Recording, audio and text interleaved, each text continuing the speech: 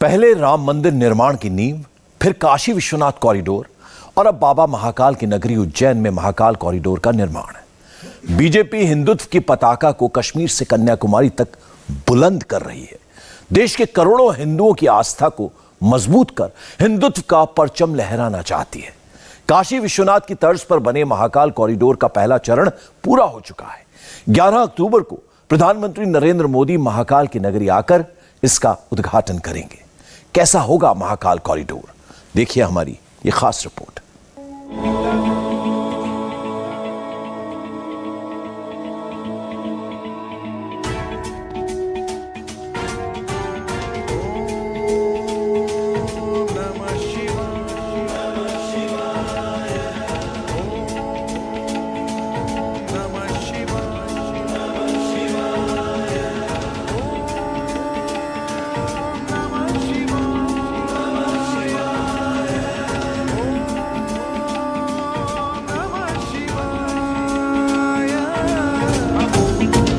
आकाशे तारकम लिंगम पाताले हाटकेश्वरम भूलोके च महाकालो लिंगत्रय नमोस्तुते।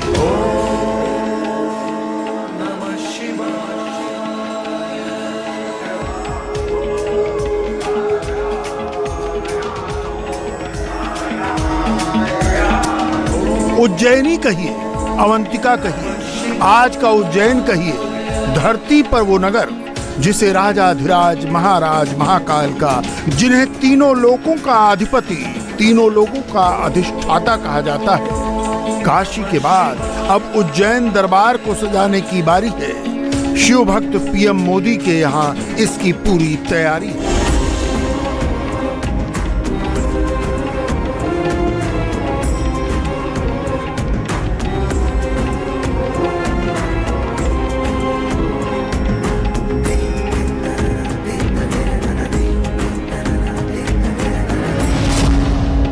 महाकाल दरबार के प्राचीन वैभव को जगाने के लिए मध्य प्रदेश के शिवराज सिंह चौहान सरकार काशी विश्वनाथ कॉरिडोर की तर्ज पर महाकाल कॉरिडोर बनाने जा रही है। इस कॉरिडोर के बनने के बाद हिंदुत्व की वही पताका फहराएगी जो सम्राट विक्रमादित्य, कालिदास और राजा भोज के समय फहराया करती थी।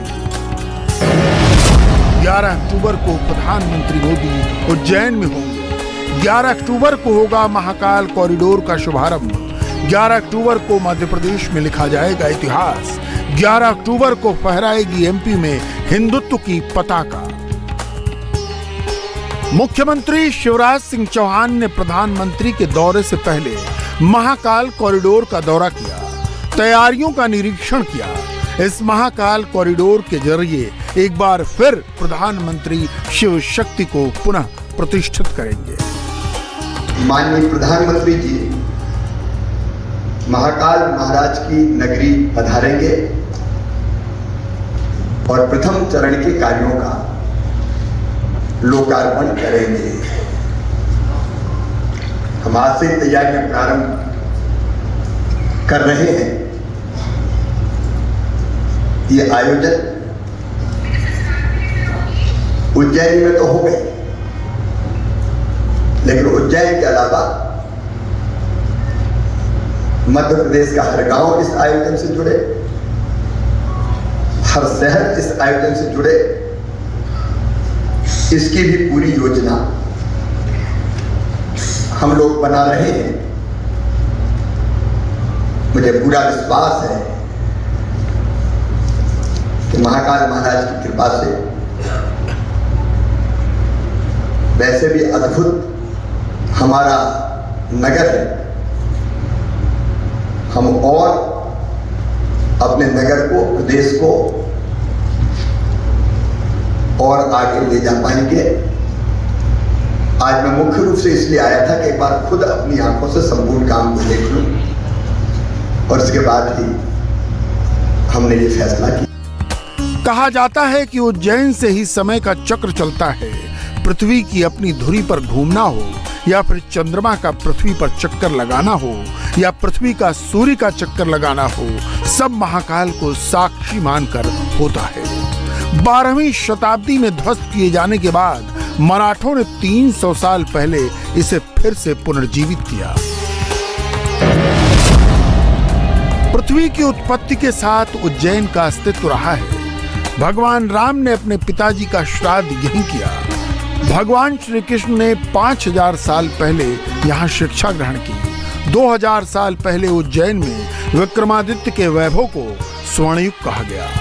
2200 साल पहले सम्राट अशोक यहाँ आने के बाद मगध के सम्राट बने। दिल्ली में कुतुबुद्दीन ऐबक का समय आया। उसके बाद मोहम्मद गौरी ने पृथ्वीराज की हत्या की और देश में सनातन संस्कृति का पतन शुरू हुआ। 1235 में गुलाम वंश के शासक इल्तुतमिश ने उज्जैन के सारे मंदिरों को ध्वस्त कर दिया। इन मंदिरों में बाबा महाकाल का मंदिर भी था।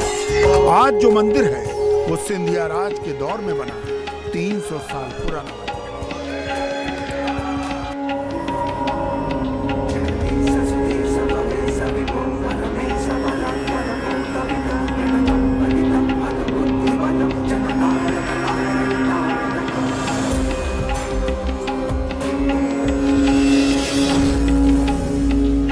हालांकि 300 साल पहले इस मंदिर को सिंधिया राजवंश ने बना दिया। बावजूद इसके इस कॉरिडोर की जरूरत क्यों पड़ी, इसे समझने की जरूरत है।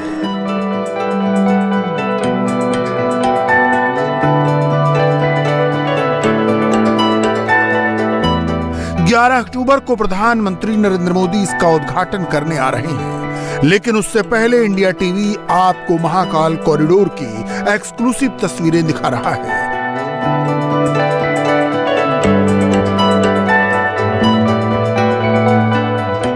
कॉरिडोर को किस तरीके से भव्य बनाया जा रहा है, मकसद क्या है, रूपरेखा क्या है।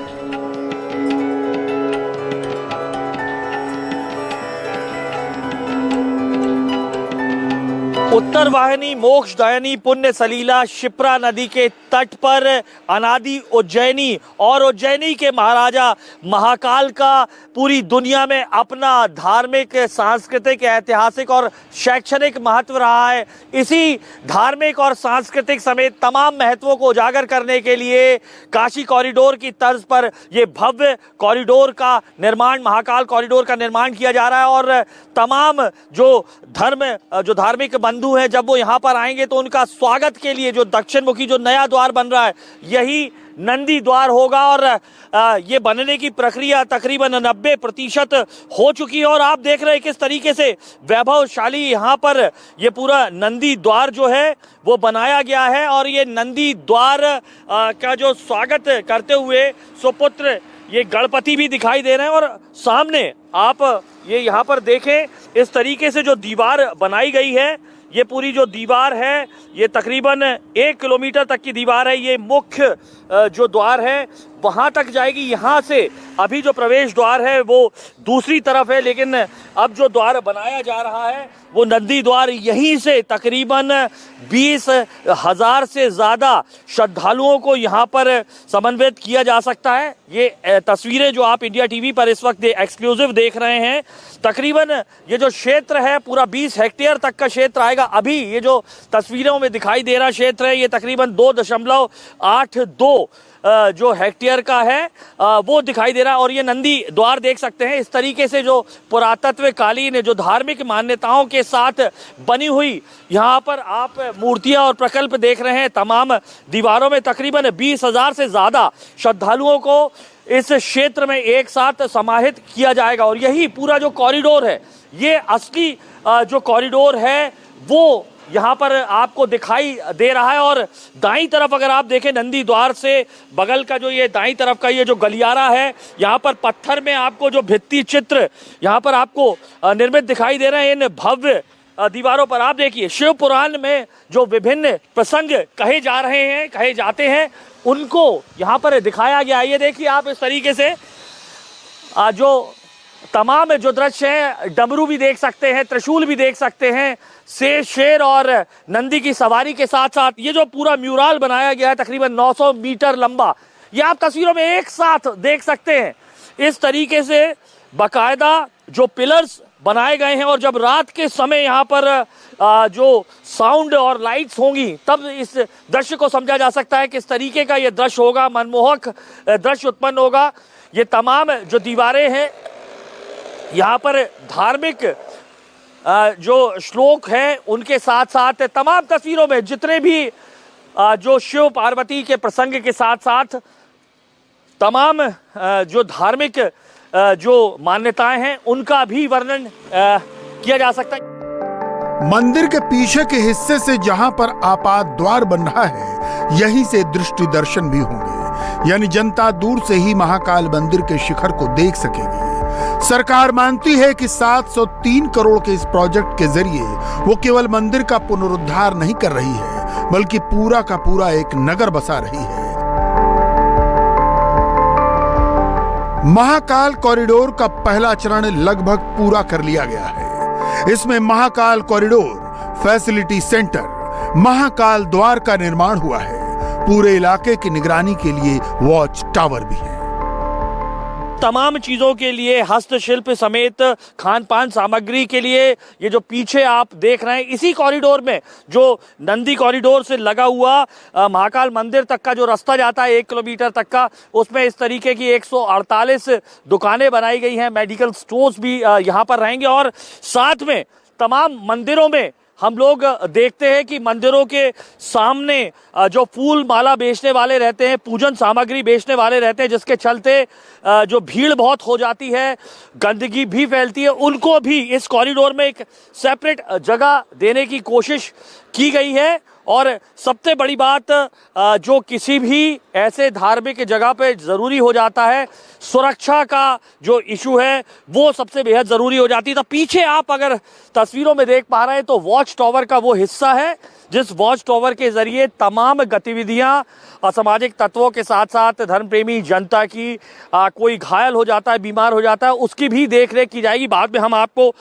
वो कमांड सेंटर भी दिखाएंगे। और इस बीच हमारे साथ बात करने के लिए इस प्रोजेक्ट से जुड़े हुए शर्मा जी भी, हम उनसे बात करते हैं। सर, ये जो हिस्सा हम तमाम ये देख रहे हैं तो किस तरीके से इसमें ये जो पीछे हिस्सा है जो दुकानों में, किस तरीके से दुकानों को आपने डिस्ट्रीब्यूट किया है?